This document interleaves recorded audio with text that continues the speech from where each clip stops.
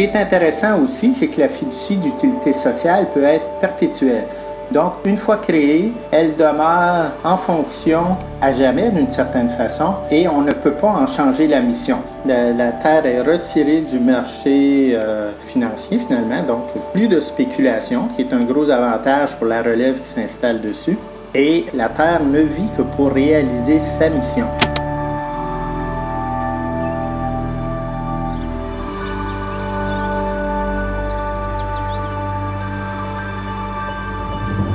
Depuis 2018, la terre sur laquelle se retrouvent les arpents roses est protégée par une fiducie d'utilité sociale agricole à perpétuité. Ça veut dire qu'à perpétuité, ça veut dire aussi longtemps qu'on peut imaginer. Elle ne pourra pas être vendue. Parce que c'est des endroits qui, il y a quelques années, il y a 30 ans, n'étaient pas convoités du tout. C'était des terres trop marginales, personne ne s'intéressait à ces terrains-là. Mais aujourd'hui, plein de gens s'y intéressent pour bâtir des maisons, pour faire des golfs ou pour... C'était assez fréquent qu'on avait des gens qui s'intéressaient, qui nous faisaient des offres de même là, rapidement pour acheter ce terrain-là. À ce moment-là, on était la 3e FUSA à se mettre sur pied au Québec. Ça n'a pas été simple. Ça a pris beaucoup de travail. Ça nous a pris 1 an et demi avant même d'être capable d'ouvrir un compte bancaire. Alors qu'on avait fait une levée de fonds, on avait amassé presque 30 000 $, puis aucune institution financière voulait nous laisser ouvrir un compte pour déposer cet argent-là.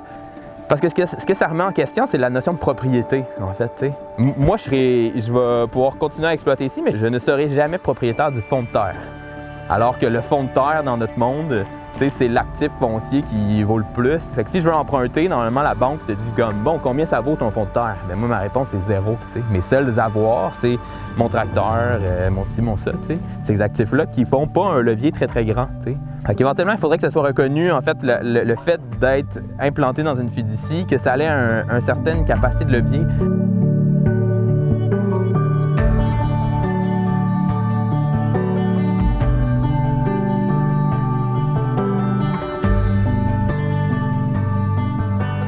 Mon conjoint, son désir, c'était de confier la relève agricole aux enfants, puis ça ne donnait pas. C'était pas l'objectif des enfants. Donc, on s'est assis ensemble, la famille, puis on a réfléchi à qu'est-ce qui serait intéressant de faire.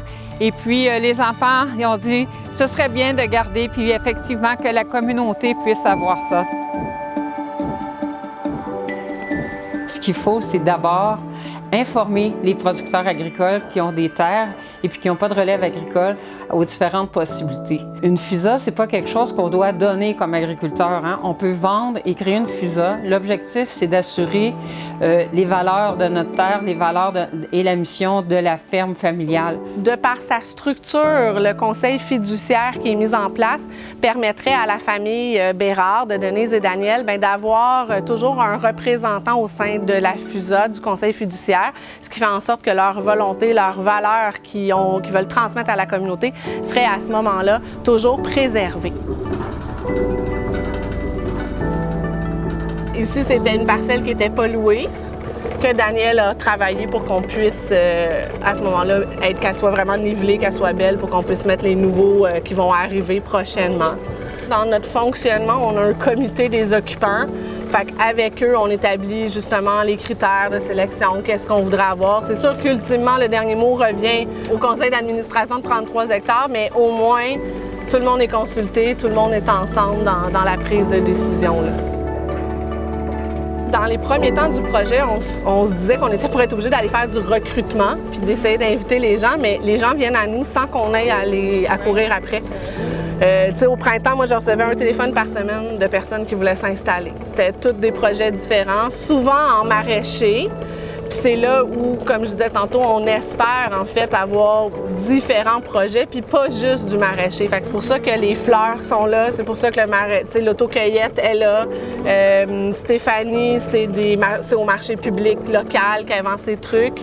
Il y a Alexandre qu'on pourra peut-être aller voir s'il est encore là, si on veut lui parler. Lui aussi a 1 hectare. Puis de l'autre côté, on a le Relais de Mascouche, qui est l'organisme en aide alimentaire. Donc eux aussi ont un gros potager. Tout nouveau de cette année, c'est les propriétaires du restaurant Bâtiment B à l'île des Moulins à Terrebonne qui ont une petite parcelle et qui cultivent les légumes pour faire en sorte en fait que tous leurs plats au restaurant soient complets et soient le plus possible autonomes alimentairement.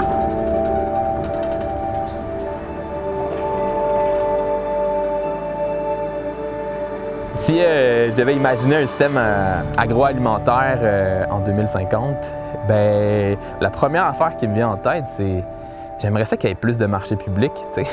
C'est la mise en marché des produits qui éventuellement commencent à être problématiques puis veulent l'être davantage. Là. Ça prend plus de petites fermes diversifiées, pas que des producteurs de légumes. Il y en a plein, tant mieux, c'est vraiment bien, ça en prend davantage. Mais ça va prendre aussi des gens qui fassent de tout, d'une belle grande diversité de produits, de tout ce qu'on peut consommer, et pas seulement des produits de niche. Là. Ça va prendre du monde qui vont faire des tomates pour faire de la sauce, pas juste des tomates à 12$ la livre. T'sais. Pour le système alimentaire en 2050, en fait, notre rêve le plus fou, ça serait que le modèle FUSA, qui est en soi, on pense, un très bon modèle, puisse se répandre un peu et protéger le plus de terres agricoles possible, mais qui permette à chaque communauté d'être rejointe et d'apprécier ce qu'ils voient, ce qu'ils mangent et ce qu'ils goûtent, en fait.